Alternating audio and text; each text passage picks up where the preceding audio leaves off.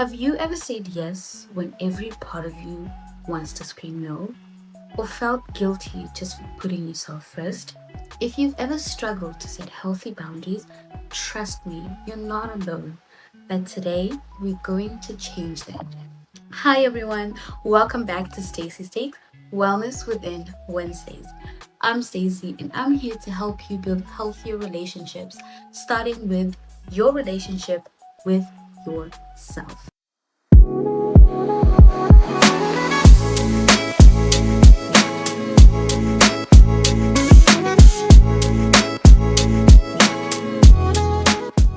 In this video, I'm sharing practical steps you can use to set boundaries without drowning in guilt.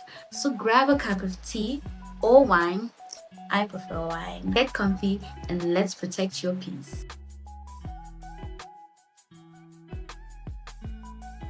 First things first, boundaries are not big, scary walls to push people away. They're healthy guidelines for how you want to be treated. They protect your energy, your time, and your mental well-being. Think of boundaries like a fence, like around your house. It doesn't mean you hate your neighbors. It just means you love your home enough to protect it. I mean, think about it. In suburbia South Africa, we have high walls, electric fences, cameras, security guards, guard dogs, and security companies patrolling our streets. Some of us have weapons at home. We don't have these because we don't like where we live or lack trust in our neighbors. We do it to protect everything we worked so hard for. So why can't we do the same thing for our peace of mind?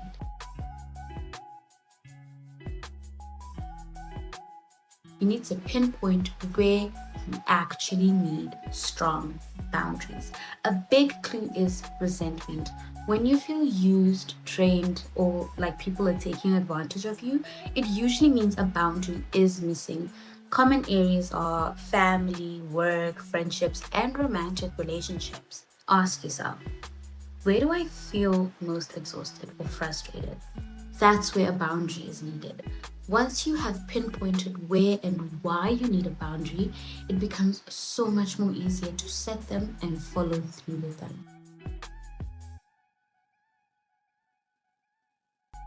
Saying no doesn't make you rude. I personally struggled with this because I was shamed, ostracized, and just punished multiple times since I was a kid because I said no, or that's not right, or I don't agree with that. And that did play a key role in destroying my confidence. But what I want you all to remember is saying no doesn't make you rude. It makes you honest and self-respecting. Here are a few ways to say no kindly according to societal standards. I appreciate you thinking of me, but I can't right now. I don't have the capacity for that at the moment. And according to my standards, this is how you say no. No. Thanks, but no, I'm not doing that.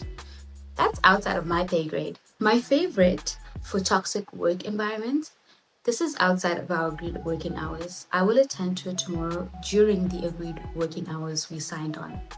Guys, we live in South Africa. You are allowed to say this per labor laws. I will dive deeper into this in next week's video, but you can say this and not be in sticky situations, okay?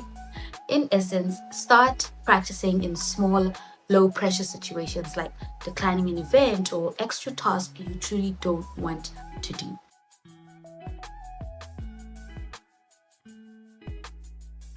Okay, this one's big. The title was harsh, but you will feel guilty at first, and that's normal. It doesn't mean you're wrong. It means you're doing something different.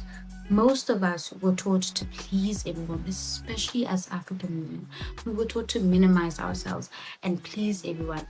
Don't even get me started on being a firstborn daughter in an African household.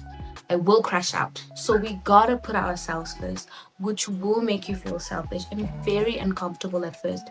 But each time you honor your boundary, you show yourself and others that Your well-being matters. As a Christian, we believe in order for you to grow, you will go through uncomfortable situations that are outside of your comfort zone, because God requires you to experience these unfamiliar, uncomfortable situations in order for you to live in your purpose.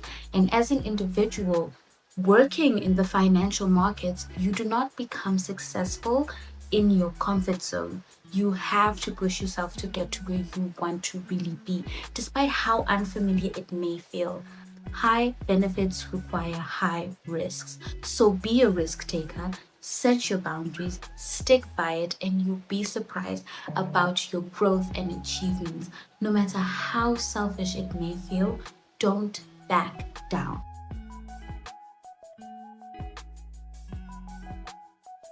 When you express your boundaries, use I statements. For example, I feel overwhelmed when I get calls late at night. I need to unplug and rest. I don't appreciate it when you don't inform me in time about changes in our plans. Remember, when setting boundaries, there's no need to over explain or apologize endlessly. State it, repeat it if needed, and stick to it consistently. If you find yourself needing to over explain and constantly apologize for a boundary you have set but has been crossed, you are being manipulated. I want you all to remember, when it comes to setting boundaries, know what boundaries are. Identify where you need them, say no with kindness, feel the guilt and do it anyways, communicate calmly and clearly. What's one boundary you're ready to set this week? Drop it in the comments. I'd love to cheer you on. If you found this helpful, please give this video a thumbs up, subscribe, and tap the bell so you don't miss more tips on living your best, most authentic life. Protect your peace. Honor your needs. You are worthy of respect, always. And that's on period. I'll see you guys in the next video. Bye.